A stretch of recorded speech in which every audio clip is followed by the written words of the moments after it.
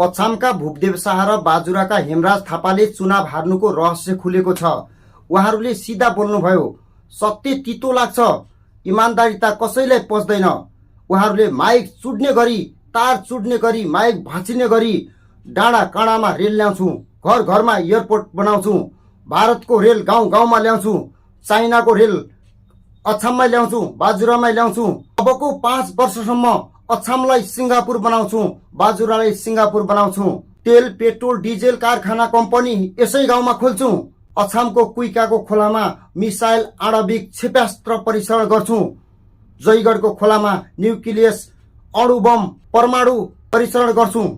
घर घरका सबैलाई इन्जिनियर पाइलट डाक्टर बनाउँछु। टोल टोलमा पैसा छाप्ने मेसिन बनाउँछु। सबै मान्छेलाई रोजगारी अरबपति करोडपति बनाउँछु। घर घरमा टेन्डर ठेकापट्टा दिन्छु।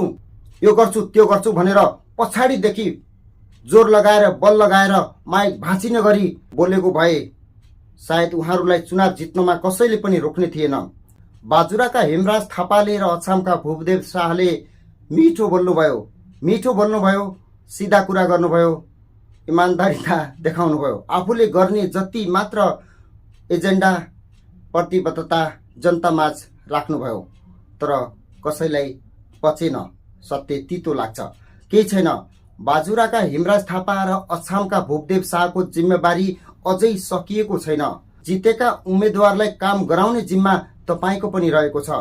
तपाईको जिम्मेवारी सकिएको छैन। हार नमान्नुहोला, नहराउनुहोला। आगामी दिनमा तपाईको पालो पक्कै पनि आउनेछ। जनताहरूको भोटको कदर गर्नु, परिवर्तन र विकासका लागि खबरदारी र आवाज उठाइरहनु तपाईको पनि जिम्मेवारी रहेको छ। हार नमान्नुहोला। तपाईले हारेको भन्दा पनि भोट कम आएको हो। आगामी दिनमा तपाईको पालो पक्कै पनि आउनेछ। Thank you very much.